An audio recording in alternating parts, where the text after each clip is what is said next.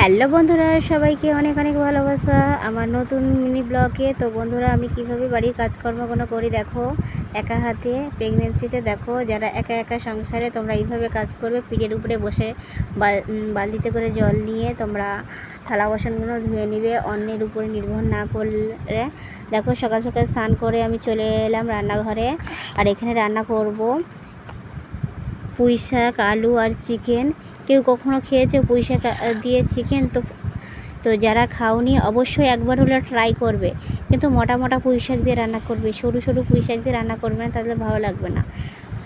তো একবার হলে ট্রাই করবে। আমি আগেও খেয়েছিলাম দুবার, তো আবার আমার খাওয়ার ইচ্ছা হচ্ছে। তো অনেকে ভাববে যে কি অদ্ভুত মানুষ, পুঁই শাক দিয়ে চিকেন খাচ্ছে। হ্যাঁ বন্ধুরা, প্রেগনেন্সি থাকলে যে কত কি ইচ্ছে হয়, মানে অদ্ভুত অদ্ভুত ইচ্ছে হয়, যেগুলো কখনো খাইনি সেগুলো খাওয়ারও ইচ্ছে হয় অনেক সময়। তো চলো বন্ধুরা, আমি চিকেনের মধ্যে লবণ, হলুদ, লঙ্কার গুঁড়ো সব কিছু অ্যাড করে দেব। অ্যাড করে দেওয়ার পরে আমি ওটাকে ভালো করে মাখাবো আর লেবুর রসও দেবো। কারণ চিকেন হচ্ছে আঁশটানি একটা গন্ধ থাকে। আর চিকেনে আর আজ 6 মাস বাদে আমি খাচ্ছি, আর আঁশটানি যদি গন্ধ করে না, আমি খেতে পারবো না। তো টক দই আনার কথা ছিল, তো টক দই মনে ছিল না বলে তোমাদের দাদা ভাই আনতে পারেনি। তো বাড়িতে খাবার লেবু ছিল, এই লেবুগুলো দুটো আমি কেটে দিলাম।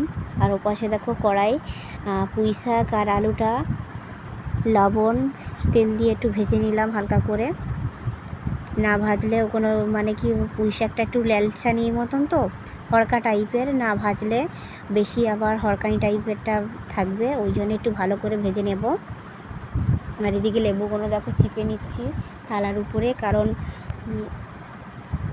মাংসের সঙ্গে যদি দেওয়া হয় তাহলে ওই দানাগুলো ওর মধ্যে চলে যাবে। দানাগুলো থাকলে না তরকারিটা তেতো তেতো লাগবে। ওই কারণে আমি থালার উপরে লেবুগুলো চিপে তারপরে রসগুলো মাংসের মধ্যে অ্যাড করে দেবো।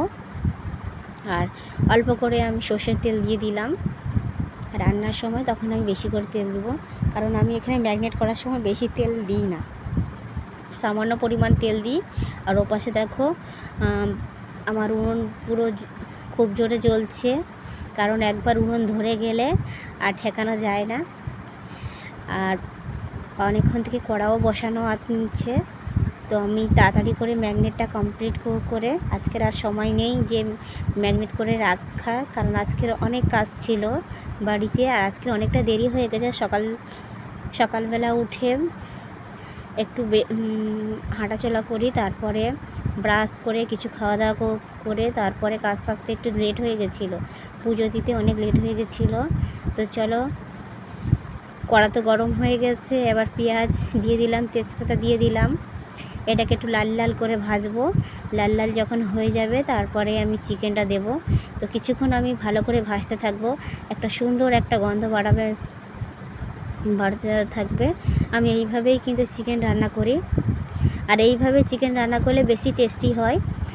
আর ওই যে অনেকে আবার রান্না করে মশলাটা মানে কড়ার মধ্যে সব কিছু মশলা দিয়ে ভালো করে তেলের সাহায্যে লঙ্কা, হলুদ, যা যাবতীয় মশলা দেয়, দিয়ে তারপরে মাংসটা ছাড়ে কড়ার মধ্যে। কিন্তু ওতে কি বলো তো, ওতে মশলাটা মানে পুড়ে যায়, অনেক সময় পুড়ে গিয়ে কড়াটা ধরে যায়, আর অতটা ভালো লাগে না। আমার মনে হয় যে অতটা ভালো লাগে না, টেস্টফুল হয় না। এইটা যে আমি যে সব কিছু একটা মাখিয়ে নিয়ে ম্যাগনেট করে কিছুক্ষণ রেখে দিলাম, সে 2 মিনিট হোক, 5 মিনিট হোক আর 10 মিনিট হোক রেখে দিয়েছি, তাতে কিন্তু মানে কম সময়ে কিন্তু রান্নাটা হয়।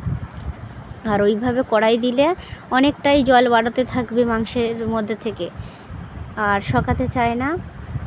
তো বন্ধুরা দেখো, প্রায় লাল লাল হয়ে গেছে। এবার কিন্তু আমি চিকেন অ্যাড করে দিলাম কড়ার মধ্যে। তো দেখো কত জোরে উনুনটা জ্বলছে।